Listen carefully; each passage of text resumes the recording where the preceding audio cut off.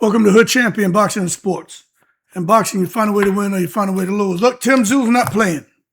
There's a lot of boxing coming up. Big fight this weekend with Gervonta and Xander Zayas. I'm going to do another. I did one video. I'm going to do like 2 more videos here tonight on them, but I want to talk about all this shit. Look, man, Tszyu ain't playing. And neither is Errol Spence Jr. You know, Errol Spence, his fans sound like Roy Jones. Y'all must have forgot. Been 3 years. What you expect? For us to remember? Now, Errol Spence got to make us remember. And the Tszyu fans, Aussie, oi, y'all got to make us remember too. But Tszyu's trying to let us know right now, look, I'm a KO Errol Spence faster than Terence Crawford did. Now, to that, I would normally say, hold your horses, don't take it to the stupid. But is Tszyu going to knock out Errol Spence faster than Terence Crawford? Now, I've had a lot of people come and talk to me about this fight, and they all believe that Tszyu is going to beat Errol Spence. And this isn't just guys from down under. No, it's Americans saying this. It's guys who are boxing coaches, professional coaches, amateur coaches. They're like watching Errol Spence. They're like, you can see he ain't got it. They're like, ain't no way he can get any better than he was on the night he fought Terence Crawford. That time off hurt him. It didn't help him. And I'm like, well, I guess we got to wait and see. They're like, yo, man, I'm going to have to pull your boxing card. Because you sound like you're afraid to just speak the truth. I'm like, my truth is what it is. I don't know until we'll see. But I do know that I think anyone just ruling Tszyu out. Now, to that I say, in the most respectful way, you should hold your horses. Tszyu is a goddamn pit bull, man. Fighting in Australia. You think he's going to come out there to lose? Errol Spence has got to take that man's heart and take his nuts. He just can't come out there working behind the jab and trying to shoot the left hand and use that loose forearm and try to pin Tszyu on the ropes and work the free hand. That shit ain't gonna work with Tszyu. Who you seeing back Tszyu up? Even when they back him up and hit him, what do? He get up and come forward. Errol Spence gonna have to deal with a problem. You got 2 guys, if Errol Spence still fights the same, 2 guys who are all about the ultimate mashup, crash up, coming straight forward, you're gonna get a goddamn collision. And I'm going to be watching and I'm going to be live. And I'll be honest with you, I don't know who wins. I could see Spence winning. I could see Tszyu winning. I'm kind of on the fence. I may do my series like I did for Crawford and Canelo. I did like 150 videos. I just played devil's advocate. And one day do 5 videos talking about how Tszyu's going to win. Then the next day do 5 videos talking about how Spence is going to win. Because y'all know I don't have no favorite fighters out here. I just like boxing. So I'll sit there and play devil's advocate. So for those who are like, oh, Hood Champion, man, you're switching. One day you say this, one day you say that. Yeah, because I'm playing devil's advocate because I like to explore all avenues to see how one person can win, how the other one can lose. So it's not me playing devil's advocate. This ain't one of them fucking kind of young boy channels. We talk boxing. I can see both of them winning. But I tell you what, right now, this might be the biggest psychological shot fired before the fight. Is Tszyu coming out here telling Errol Spence, you're going to lose and I'm going to knock you out. Look, when Terence Crawford stopped Errol Spence, he didn't just win. You know, he delivered one of the most dominant performances of the modern era. To that I say, in the most respectful way, Terence Crawford took it to the stupid, didn't he? I thought he was going to win. I predicted he would win. I didn't know he was going to do it like that. But I knew he was going to win. But I was like, Jesus. Crawford must have something special about them hands, boy. Plus the reach, everything was on display. But Spence was there to be hit. It ain't Crawford's fault. Now Spence has come out, spoke his truth, and I really appreciate Spence for being truthful.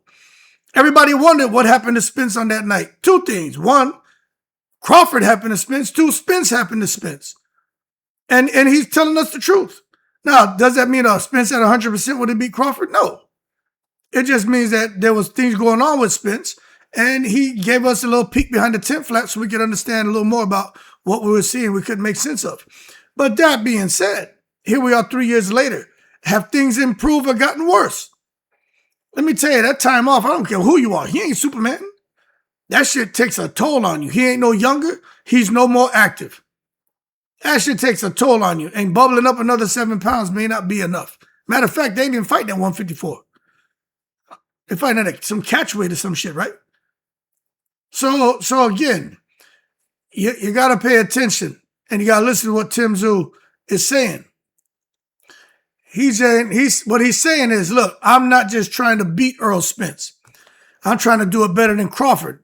And I know I got the opportunity of a lifetime because I got a big fish who's had big inactivity, and he doesn't understand. He's taking a big risk out here with Big Tszyu, and I'm going to take a big bite out of his ass. They say don't mess with Texas. Nah, don't mess with the Australians. Croc bite, croc bite. Errol Spence better be careful fucking around because Tim Tszyu has a dangerous level of confidence right now. Many fans love it because it signals that Tszyu's entering the fucking the fight, not looking to survive. Tim Tszyu is looking to come in there. He's either gonna win or he's going down in flames. He gets knocked out. He's going out in outstanding fashion. Tim Tszyu it's kill or be killed, and Errol Spence got to be ready to die. Biggie Smalls, baby. He born up in New York, ain't he? He better have a little bit of that East Coast shit about him. Biggie Smalls ready to die because Tim Tszyu ain't coming there to play around. So we're going to see. She probably should have shook that man's hand. Who knows what kind of, a chip that put on the Aussie shoulder. I'll just tell you this. They both need to be looking to make a statement. Can't be in there coochie cooing, tickling, chicken pecking across 12 rounds, 10, 12 rounds thinking that's going to get the juices flowing for the fans. Now we're going to be like, fuck that. Y'all got in there looking at coochie coo, double dutch, jump rope, poke at each other. Fuck that. Kill each other. That's what we want to see. But some fans think Tim Tszyu out here talking all this shit and puffing up that Aussie chest and that Tim Tszyu chest. They think that shit's a mistake because he ain't got no hair on his chest. But Tim Tszyu will tell you, I don't need hair on my chest. I have bigger Aussie balls. Okay, well, I'll tell you what, Mr. Aussie Balls, because we seen you in that tiger thong on tiger speedo on the boat and shit.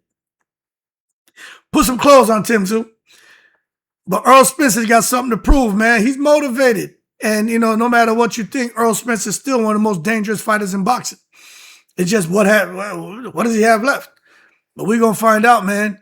And I think the concern for Tszyu is that trying too hard to score a spectacular knockout can create openings against a fighter as experienced as Spence. People think Spence is just all about coming forward to mash up, crash up, press up style, Mexican style of fighting. Man, Errol Spence can get on his toes and box, slick boxer, counter puncher, free swinger. He can do everything. Boxer, puncher, brawler. He can do everything. Pressure fighter, counter puncher, fight on the outside. He do everything, man. Spence does everything. I was working with my son in the gym today, man. See this little guy, man. Throwing them 5-5, 3 to 5-5, shot to the body, 3, boom, to come back with 2, 5-5, 3, 2. He said, watch him. Watch that little motherfucker. 5-5, pow, pow, pow. So I'm training my son, and I'm like, well, this little dude's a monster. And then I'm thinking about Errol Spence and the training he's doing. I'm like, yo, I can only imagine the work that he's putting in to come in there and let people know. Y'all must have, Roy Jones Jr., y'all must have forgot. But all I'm saying is this. If Tszyu is coming in there looking to outdo Crawford, that shit could be a problem, man. You know what I'm saying? The fight's become a battle, people, between Tszyu's momentum, because he's on a 2-fight win streak, Errol Spence has pride. Errol Spence, he don't believe in tune-ups. He know he can't lose. Plus, Spence is saying, I'm taking this one fight at a time. So you got to respect that, you know what I'm saying? Then you got to wonder about Ronnie Shields' game plan, because he's Errol Spence's new trainer. Then the other guy, I think, is a Jeff Finich. He's Tim Tszyu's new trainer, so you got to wonder about his game plan. But the bottom line is, depends on who wins. Somebody going to be up and away. But I don't think they're going to be up and away flying in the direction of Sebastian Fundora. They're going to be like, fuck that shit. And I can't blame them. Leave goddamn, what was I calling him? I forgot what I used to call him, man. I forgot, man. Somebody remind me, man. But anyway, man, what the hell I used to call Sebastian Fundora? Not Slingshot, man, and shit. I forgot. But anyway, leave him alone. Because I've been talking about too much about Clarissa Shields. I can't remember my goddamn jokes I used to make. But leave Sebastian Fundora alone. Focus on Xander Zayas and the Jerome Boots in this winter. Focus on that. But anyway, more to come on Errol Spence Jr., Tim Tszyu. I'm telling you, that's going to be a good fight, man. That whole card going to be good. Fulton fighting. Jamal Charlo, please, boxing guys, keep that man out of trouble so he can get out there to Australia as well. You know what I mean? Now, Jose Valenzuela and Edwin De Los Santos. Man, ZUFFA, what y'all trying to do to both of them? De Los Santos, Normally, I would favor him. He's been inactive. Okay, so I don't know what version's going to show up, but if it's the De Los Santos that we know, I don't see how Valenzuela beats him. He already got the bing bings put on him before. I can't see it being any different once you hurt somebody like that and beat them like that. That stays in the back of their head. But is it going to be revenge or is it going to be a repeat? But I'll tell you what, most fans are favoring De Los Santos. And it's, again, it goes back to what I said. He already has a knockout victory over Valenzuela. And this matters psychologically, you know what I'm saying?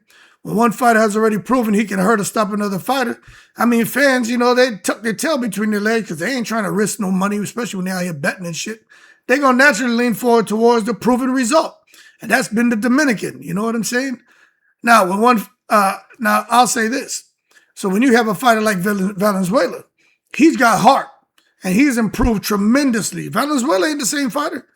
He's gotten better. De Los Santos ain't the same fighter. He's become inactive. So this could be revenge, or revenge killing. Or it could be repeat, man. I'll just say this.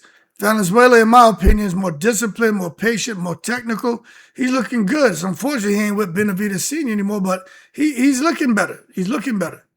But I don't think he can afford exchanging with De Los Santos. Leave that Dominican alone. The dude got bricks in his hands and shit. Edwin remains one of the hardest punchers in the division. That's why nobody want to fight that dude. That's why Keyshawn Davis put duck sauce on the fried rice and ran his ass up away from De Los Santos, tried to come in there, like Ryan Garcia, over the goddamn contracted weight limit by like goddamn 35 pounds. Try to have an advantage, and that's why Keyshawn fight didn't go through, because it was all bullshit. Because that dude can crack. But for Valenzuela, man, I tell you what, one mistake, one left hand, Valenzuela got to be on point. The fight's over, but he can crack too. So to me, it comes down to who lands first. Because both of them can crack. But De Los Santos, it's kind of hard to go against De Los Santos. But we're going to find out. Now, speaking of Keyshawn Davis, Keyshawn, Shakur, Devin Haney, Gervonta. Listen, hold your horses and stop taking it to the stupid. Just fight each other. Fucking fight. Shut the fuck up and fight. I go out here every day, some shit with these guys going back and forth, talking some shit. Shakur won't fight. Keyshawn said he'll fight Shakur. Oh, I'll spar you. Devin and Gervonta going at it.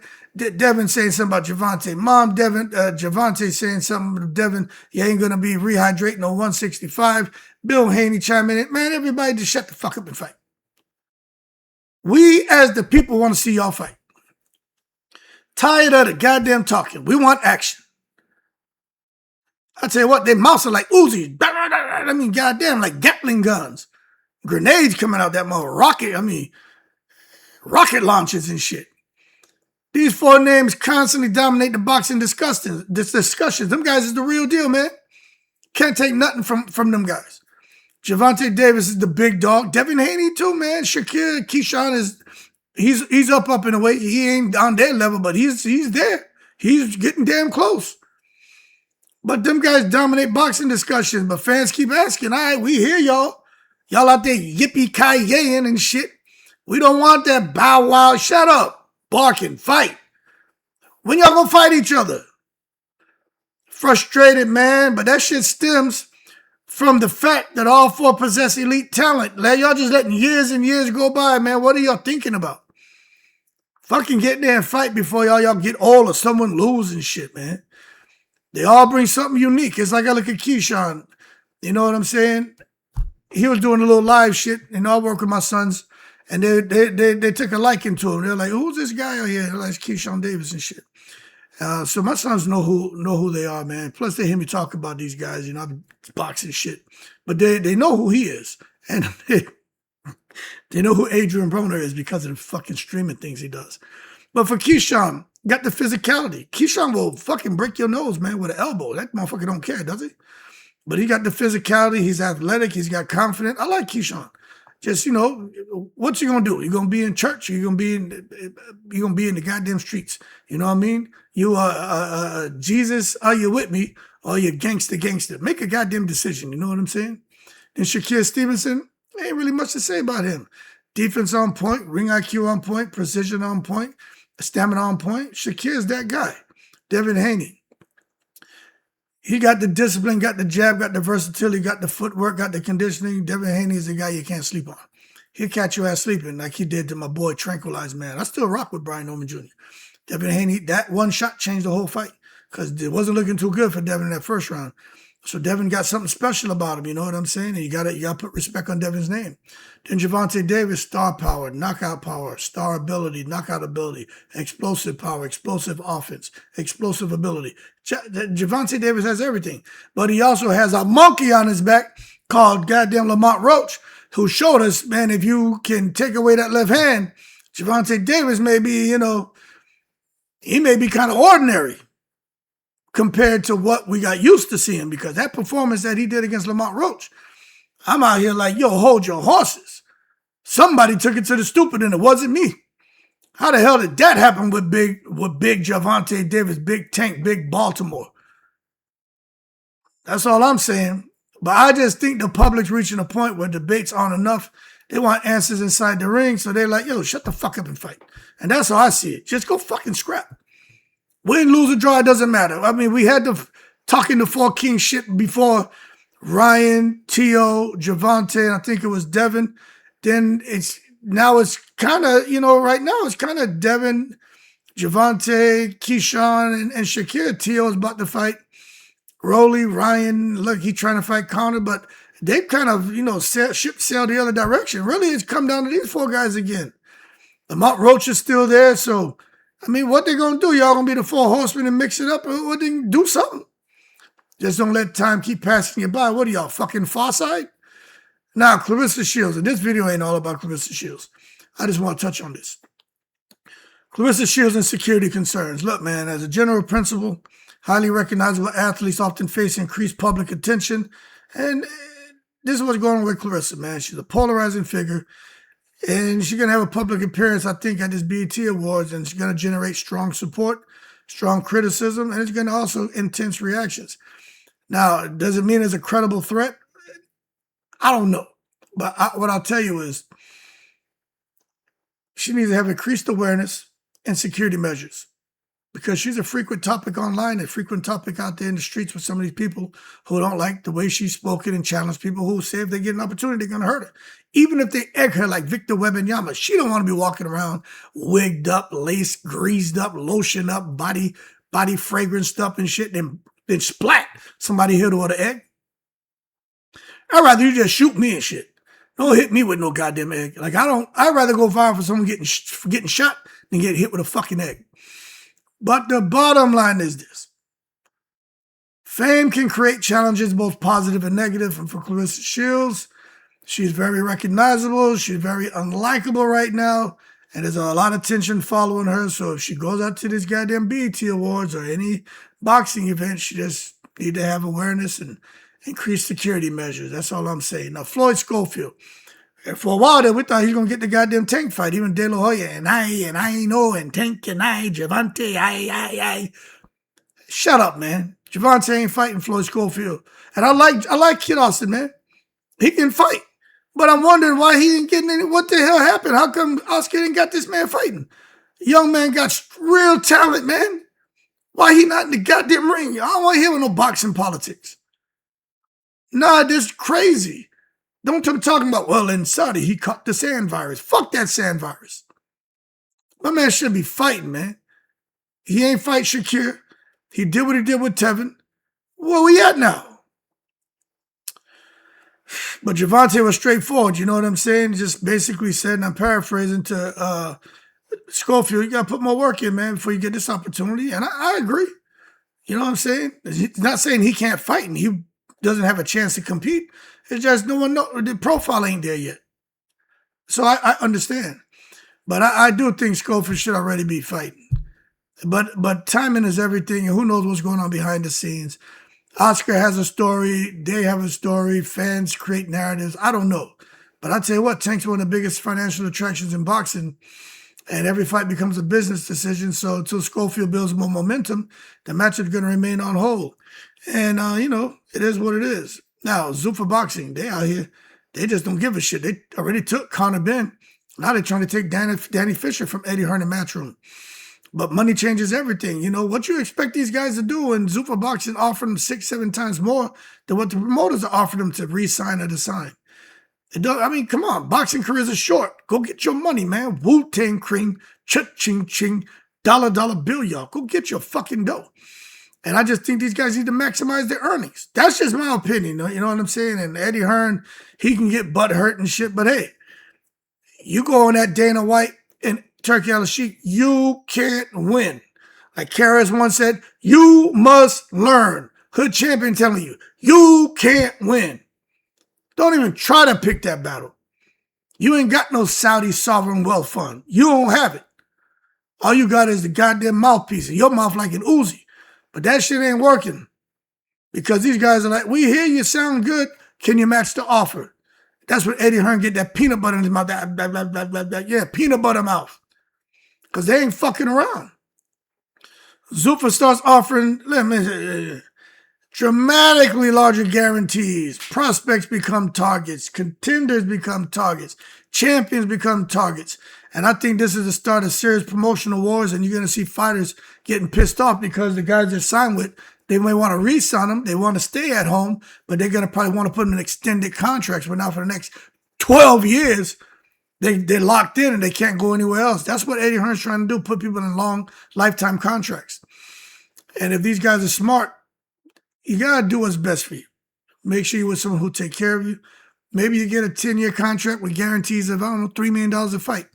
That ain't bad. But you go to ZUFFA and you win one and they give you $10 million. Then the second one you lose and they cut your ass and now, okay, you made 10 or maybe you made 15 in 2 fights. Now you're done. Nobody wants to sign you because you didn't show loyalty. So it's a tough, I mean, it ain't that easy, but I mean, most would say just go get the money. But hey, serious promotional wars I think are going to start. Now, Naoya, Inoue, and Bam Rodriguez. Let me tell y'all this. This right here may be the most anticipated lower weight fight in boxing. You know, fans can't stop talking about it. Many believe Bam Rodriguez possesses the skills, the instincts, championship mentality. The issue right now is Inoue is Naoya Inoue. A problem. That dude is a Japanese bomb. That motherfucker is a problem. You just keep thinking about what happened to Stephen Fulton and everybody else. Inoue's power and pressure overwhelms opponents. Can Bam stand up to that? Can them angles, counters, timing, speed, quick reflexes, is that going to be enough to deal with Inoue? Anyway, I'll tell you this. Bam may be, I think he's the most complete fighter Inoue's faced, I think, ever. But the fight's going to be a masterpiece. It's looking like it's going to take place in 2027. Now, something else that's looking interesting. Caroline Dubois and Alicia Baumgartner. She's still Walter. She's still calling her out. And this is the fight in women's boxing. This is the big fight in women's boxing, the most intriguing. Clarissa and Baumgartner would be, but Clarissa can't get down and be on probably 160. AB ain't coming up above. She at 130. How's she going to come to 154, 160? I mean, come on now.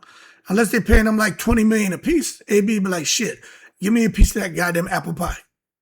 Give me some of what Clarissa Shields is eating. I get my goddamn weight up. She'll get to that goddamn weight, you can pay her $20 million, but fuck that. Have Baumgartner and Dubois fight. Dubois is young, talented, hungry, explosive, southpaw, speed, power, confidence. Alicia is experienced, marketable, powerful, accomplished, dangerous, 3-minute rounding people and shit. I mean, this fight could help determine the future of women's boxing. And demand's growing every single month, every single day. And the more we talk about it, the more there's a chance of it happening sooner than later. But looks like Dubois wants to become undisputed. Alicia may try to become undisputed. She ain't getting no Serrano fight. She ain't getting the Taylor fight. So she got to figure out what she's going to do.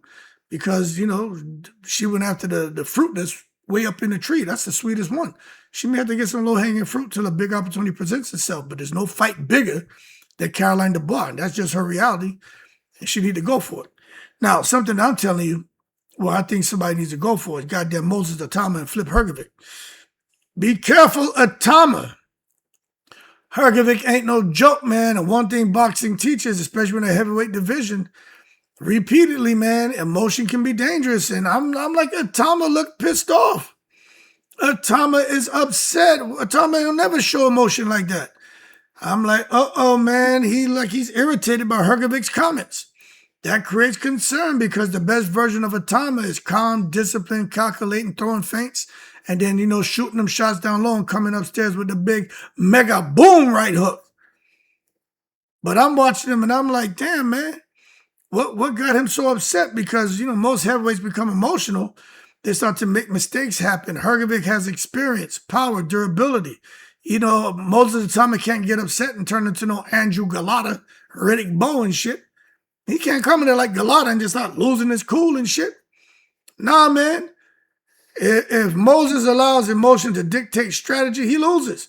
Especially Ben Davis no handle playing B, C, and D. The fight already is dangerous, but it becomes even more dangerous with him messing around with goddamn Herovic. And Herovic got Abel Sanchez. And I'm going to just leave it as that. Herovic ain't there to lose. And y'all need to understand, that shit is a real fight. I know y'all Atama fans are, come on, Hood. No, you come on. And stop taking it to the goddamn stupid.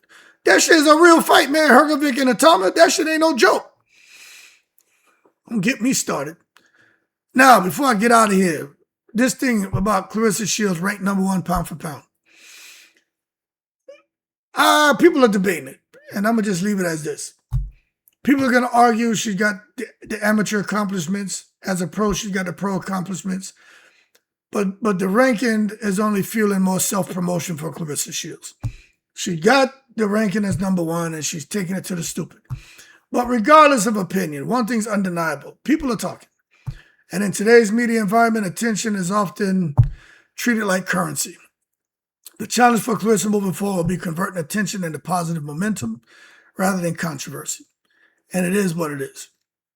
That being said, y'all keep cool. Shout out to the veterans, all 7 continents. Hold your horses and stop taking it to the goddamn stupid. I'm in the breeze.